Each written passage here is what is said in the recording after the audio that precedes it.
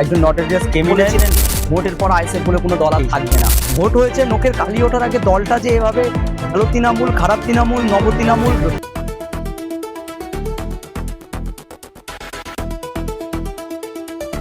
বক্তার বক্তব্য নিজস্ব মতামত, এর জন্য এম ডিজিটাল কোনোভাবেই দায়ী নয়।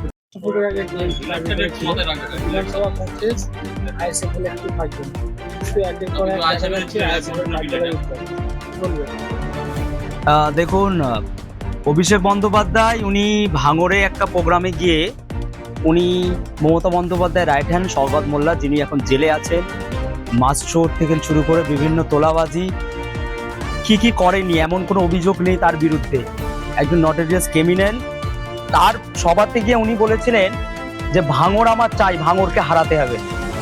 তো দলের সেনাপতি যখন বলেছিলেন নওশাদ সিদ্দিকীকে হারাতে হবে, তখন এই সমস্ত চুনোপুটিরা তো বলেছিলেন ভোটের পর আইএসএফ বলে কোনো দল আর থাকবে না। কিন্তু বলতে খুব লজ্জা লাগছে, কারণ একজন সর্বভারতীয় দল, সেই দলটা নোকের কালি ওঠার আগে, ভোট হয়েছে, নোকের কালি ওঠার আগে দলটা যে এভাবে ভালো তৃণমূল, খারাপ তৃণমূল, নব তৃণমূল, ঋতুব্রত বন্দ্যোপাধ্যায় তৃণমূল, মমতা বন্দ্যোপাধ্যায় তৃণমূল, এই ভাগে যে আজকে বিজেপির সঙ্গে মিশে যাবে, বাংলার মানুষ তারা স্বপ্নেও কল্পনা করতে পারেনি। এবং যে সমস্ত নেতারা বলেছিলেন যে আইএসএফ উঠে যাবে, তারাও স্বপ্নে ভাবতে পারিনি যে আজকে তাদের হয়ে আইএসএফ এর নওশাদ সিদ্দিকী বিধানসভায় কথা বলছে। ইউসিসি ওবিসি বিধানসভা বিল পাস হবে, ওবিসি সংরক্ষণ সংসদে, কিন্তু টিএমসি বিরোধী দল দাবি করছে কিন্তু তাদের সবকে দেখা যাচ্ছে। দেখুন, আমরা বিগত সময় নওশাদ সিদ্দিকী বারবার বলে এসেছেন যে বিধানসভার মধ্যে লাইভ ক্যামেরায় দেখানো হোক যে বাংলার মানুষ যারা ভোট দিয়ে নির্বাচিত করে এমএলএদের পাঠালো বিধানসভায়, তারা সেখানে গিয়ে ঘুমিয়ে আছে না কি বলছে, যাতে বাংলার মানুষ দেখতে পায়। কারণ তাদের ট্যাক্সের টাকায় তারা টাকা পায় এমএলএ গুলো।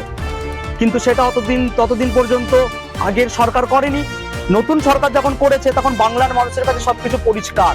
তারা পরিষ্কার ভাবে দেখতে পাচ্ছে যে সিপিএম এর মোস্তাফিজুর রহমান এবং ইন্ডিয়ান সেকুলার ফ্রন্টের একমাত্র বিধায়ক পীরজাদা নওশাদ সিদ্দিকী ছাড়া বিধানসভার মধ্যে ওবিসি ইস্যুতে হোক বা অন্য কোনো ইস্যুতে, হকার উচ্ছেদ ইস্যুতে কথা বলা হোক, সে ছাড়া একমাত্র আর কেউ কথা বলছে না।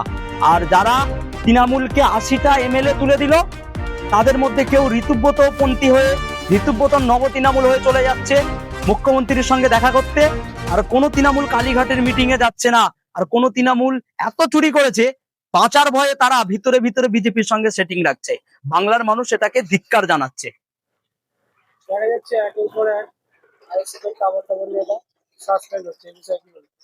দেখুন, আমাদের দল, তিনি বারবার একটা কথা বলেছেন, দলের প্রতিষ্ঠাতা পীরজাদা আব্বাস সিদ্দিকী মহাশয় বলেছেন, যদি কখনো নীতি বা আদর্শর বিরুদ্ধে আমার ভাই নওশাদ সিদ্দিকীও যায়, আমি কিন্তু তাকেও ছেড়ে দেব না। সেখানে ইন্ডিয়ান সেকুলার ফ্রন্ট, তাদের যে দলের যে সংবিধান, দলের যে গঠনতন্ত্র আছে, সেই গঠনতন্ত্র অনুযায়ী যদি কারোর বিরুদ্ধে দল বিরোধী কার্যকলাপ থাকে, সেটা পার্টি নেতৃত্বরা দেখেছেন, তাদের মনে হয়েছে তারা সাসপেন্ড করেছেন। তবে আগামী দিন যদি কোনো নেতা দল বিরোধী কাজের সঙ্গে জড়িয়ে থাকে, তোলাবাজির সঙ্গে জড়িয়ে থাকে, তাদের সবাইকে পার্টি সাসপেন্ড করবে, বহিষ্কার করবে, তাদের পার্টি চিহ্নিত করার চেষ্টা করছে।